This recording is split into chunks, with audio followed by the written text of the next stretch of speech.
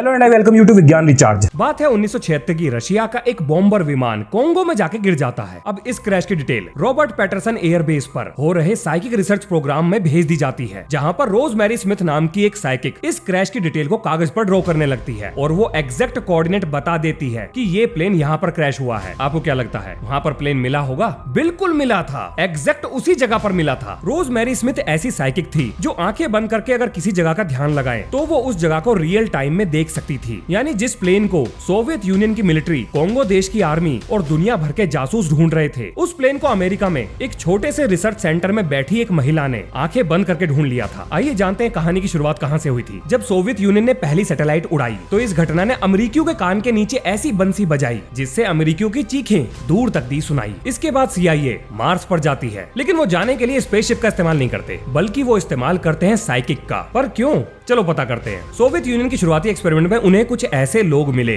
जो अपने दिमाग से चीजों को कंट्रोल कर सकते थे। अब 1972 में अमेरिकियों के हाथ एक ऐसी रिपोर्ट लगी जिसने पूरे अमेरिका में तहलका मचा दिया, जिसमें यह दावा किया गया था कि भैया रशिया वाले पानी की तरह ESP प्रोग्राम में पैसा बहाए जा रहे हैं। ESP बोले तो एक्स्ट्रा सेंसरी परसेप्शन, वो लोग होते हैं ना दिमाग पढ़ने वाले, हाँ वही। अब सोवियत यूनियन को यह भरोसा था कि अगर वो माइंड रीडर्स या टेलीकिनेसिस करने वाले लोगों को ढूंढ लें, उन्हें ट्रेन करें, तो वो अमेरिका में जासूसी कर सकते हैं। क्योंकि सोवियत यूनियन को यह डर था कि अमेरिका ने जो माल जर्मनी से हड़पा है, यानी कि रिसर्च पेपर और साइंटिस्ट, उन चीजों का इस्तेमाल करके अमेरिका बहुत ही घातक हथियार बना रहा है, तो जासूसी करना तो बनता है। अब जैसे ये खबर अमेरिकियों को मिली तो आप तो जानते ही हो, अमेरिकियों का रोना धोना शुरू, हाय हाय हम तो पीछे रह गए। इसके बाद CIA, US आर्मी और defence intelligence agency US Congress से कहते हैं पैसा निकालो, रशिया वाले आगे निकल गए, हमें भी ESP प्रोग्राम शुरू करना है। अब इस पैसे का इस्तेमाल करके इन्होंने पूरे देश के अंदर सीक्रेट फैसिलिटीज खोल दी और ऐसे लोगों को ढूंढ ढूंढ कर लाने लगे जो ये क्लेम करते थे कि उनके पास ESP पावर्स हैं। लेकिन इस साइकिक प्रोग्राम का सबसे बड़ा उद्देश्य ये था ऐसे लोगों को ढूंढना जो रिमोट व्यूइंग कर सके, मतलब एक लोकेशन पर बैठकर दूसरी लोकेशन पर क्या चल रहा है ये बता सके। तो क्या ऐसे लोग मिले? बिल्कुल। क्या रिमोट व्यूइंग से कोई सक्सेस मिली? बिल्कुल मिली। उदाहरण के लिए इजराइल की सीक्रेट सर्विस एजेंसी मोसाद, जिसे दुनिया में अपने बेहतरीन ऑपरेशन करने के लिए जाना जाता है, इन्होंने अमेरिकियों के साइकिक रिमोट व्यूअर्स की मदद से अपने अगवा करे हुए नागरिकों की लोकेशन का पता लगाया था। आपको क्या लगा ये मोसाद ने अपने दम पे किया था? भाई साहब, अमेरिका और इजराइल के बहुत गहरे रिश्ते हैं। सोवियत यूनियन की स्कड मिसाइल किसने ढूंढी, उनकी सबमरीन किसने ढूंढी, उनका क्रैश हुआ जहाज किसने ढूंढा, ये सब इन्हीं रिमोट व्यूअर्स ने ढूंढे थे। सब बताऊंगा। आपको याद होगा इस वीडियो की शुरुआत में मैंने आपको रोजमेरी स्मिथ के एक्सपेरिमेंट के बारे में बताया था, जिसने रॉबर्ट पैटरसन एयरबेस में ध्यान लगाकर सोवियत यूनियन का क्रैश हुआ प्लेन ढूंढा था। इस एक्सपेरिमेंट की सफलता के बाद CIA को ऐसा लगा कि उनके हाथ बहुत ही खास चीज लग गई है और उन्होंने फिर इस तरह के एक्सपेरिमेंट में अंधा पैसा डालना शुरू कर दिया और 1978 में शुरुआत होती है प्रोजेक्ट स्टारगेट की। इस प्रोजेक्ट की पूरी फंडिंग का जिम्मा US army, defence intelligence agency और साइंटिफिक रिसर्च इंस्टीट्यूट यानी SRI के जिम्मे आया था और 1995 में इस प्रोजेक्ट को बंद कर दिया गया क्योंकि इससे जुड़ी हुई सीक्रेट रिपोर्ट्स पब्लिक डोमेन में लीक हो गई थी। लेकिन 23 साल चले इस प्रोजेक्ट में ऐसे ऐसे एक्सपेरिमेंट किए गए और ऐसी ऐसी चीजें हासिल कर ली गई जिन्हें आम लोगों की नजरों से बिल्कुल छुपा कर रखा गया था। अब देखो यहाँ पर आप ये कह सकते हो कि 1978 और 1995 में तो सिर्फ 17 साल का ही गैप है, तो मैं इसे 23 साल क्यों कह रहा हूँ? देखिए ये चीज मैं नहीं कह रहा हूँ, जो रिसर्च डॉक्यूमेंट मैंने पढ़े उसमें जो इस प्रोजेक्ट की टाइमलाइन दी हुई है वो 23 साल ही है। अब वो क्यों है, कैसे है, इसकी जानकारी उसमें नहीं लिखी थी, तो मैंने भी 23 साल ही बोला। अब मैं सबसे पहले आपको ये बताता हूँ कि इस प्रोजेक्ट के अंडर रिमोट व्यूअर्स ने कौन कौन सी चीजें बिल्कुल 100% एक्यूरेटली बताई थी और उसके बाद आपको ये बताऊंगा कि CIA मार्स पर कैसे गया। 1974 में एक रिमोट व्यूअर ने सोवियत यूनियन की न्यूक्लियर टेस्टिंग साइट के एग्जैक्ट कोऑर्डिनेट CIA को दे दिए थे। सितंबर 1979 में नेशनल सिक्योरिटी काउंसिल स्टाफ ने एक रिमोट व्यूअर से सोवियत सबमरीन के बारे में पूछा जो कि उस समय अंडर कंस्ट्रक्शन थी और रिमोट व्यूअर ने बताया कि सोवियत यूनियन ने 18-20 मिसाइल ट्यूब वाली एक बड़ी सी सबमरीन लगभग बनाकर तैयार कर ली है जो अगले 100 दिन के अंदर लॉन्च होने वाली है। और कमाल की बात ये थी कि 120 दिन बाद नई सबमरीन की रिपोर्ट्स भी सार्वजनिक कर दी गई। दिसंबर 1981 में US आर्मी ऑफिसर जेम्स ली डोजियर इटली के एक गुरिल्ला ग्रुप यानी इटालियन रेड ब्रिगेड के द्वारा किडनैप कर लिए जाते हैं और 42 दिन बाद इन्हीं रिमोट व्यूअर्स की मदद से उनकी लोकेशन का पता लगाया जाता है। 1986 में लीबिया की बॉम्बिंग से पहले गद्दाफी का पता भी इन्हीं रिमोट व्यूअर्स ने लगाया था और रशिया की सीक्रेट सर्विस एजेंसी KGB के एक कर्नल जो जासूसी करते हुए साउथ अफ्रीका में गिरफ्तार हुए थे, यानी अपने पॉकेट कैलकुलेटर के अंदर जो सीक्रेट कम्युनिकेशन डिवाइस का इस्तेमाल कर रहे थे उसका पता भी इन्हीं रिमोट व्यूअर्स ने लगाया था। 1994 में नॉर्थ कोरिया के पास प्लूटोनियम आ जाने की खबर भी इन्हीं रिमोट व्यूअर्स के द्वारा बताई गई थी। ऐसी ना जाने कितनी अनगिनत कामयाबी इस प्रोजेक्ट से हासिल की गई थी, मैं बताते बताते थक जाऊंगा, इसलिए मैं इस इंफॉर्मेशन का जो सोर्स है उसका लिंक आपको जरूर दूंगा जो आपको कम्युनिटी पोस्ट पोस्ट और विज्ञान रिचार्ज के व्हाट्सएप चैनल पर भी मिल जाएगा। अब इस प्रोजेक्ट की इतनी जबरदस्त कामयाबी ने CIA के दिमाग में एक बीज डाला कि अगर हम धरती के किसी भी कोने पर रिमोट व्यूइंग से कुछ भी देख सकते हैं तो क्या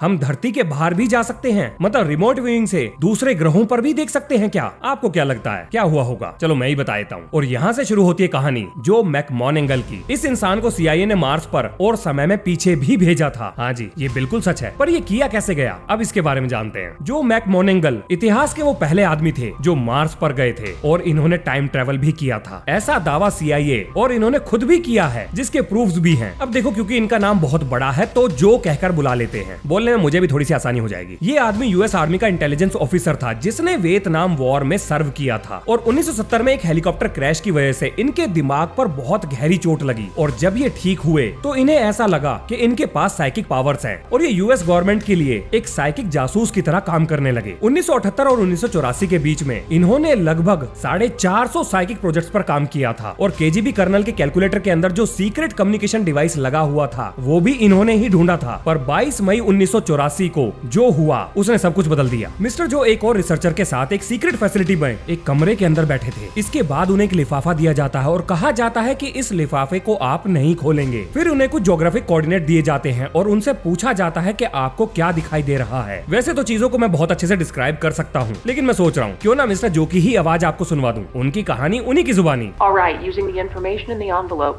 please focus on 40.89 degrees north, 9.55 degrees west. I want to say it looks like, I don't know, it sort of looks like pyramids. It's very high. Okay. I'm seeing, it's like a perception of a shadow of people. Very, very tall, thin. It's only shadow. It's as if they were there and they're not there anymore. Go back to a period of time where they are there. It's like I get a lot of static on the line and everything. It's breaking up all the time. It's very fragmentary pieces. Just report the data. Don't try to put things together. Just report the raw data. I just keep seeing very large people. They appear thin and tall, but they're very large. Wearing some kind of strange clothes.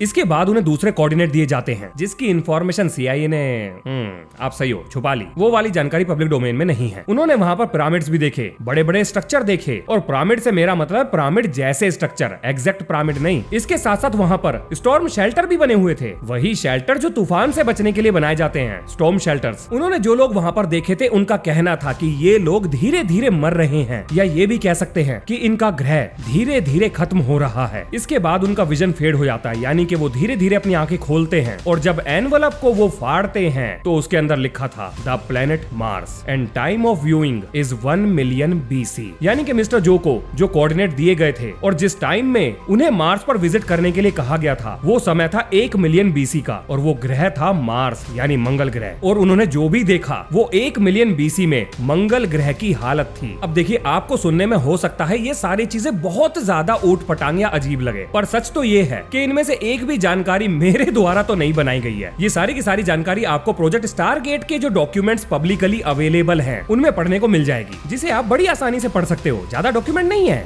बस 12 million, बोले तो 1 crore 20 lakh page, बस इतने ही हैं। मजाक नहीं कर रहा हूँ, इतने ही हैं। मिस्टर जो के रिटायर होने के बाद उन्हें लीजन ऑफ मेरिट का अवार्ड दिया गया था और आर्मी के लिए बिना कुछ हासिल किए तो ये अवार्ड ना मिलने वाला। मिस्टर जो ने बहुत सारी किताबें लिखी हैं, बहुत सारे लेक्चर्स दिए हैं और इंगो स्वान भी इसी प्रोजेक्ट का हिस्सा थे, जिनके ऊपर वीडियो मैंने इस वीडियो से पहले बनाई थी। अब इन पेजों को देखकर साफ साफ लगता है कि आपको यकीन हो या ना हो, लेकिन US गवर्नमेंट को साइकिक प्रोजेक्ट पे पूरा यकीन था, और क्या पता आज भी हो, हमारी नॉलेज से बाहर हो। तो इसी नोट के संग ये है इस वीडियो का अंत। मिलते हैं नेक्स्ट वीडियो में। जय हिंद, जय भारत।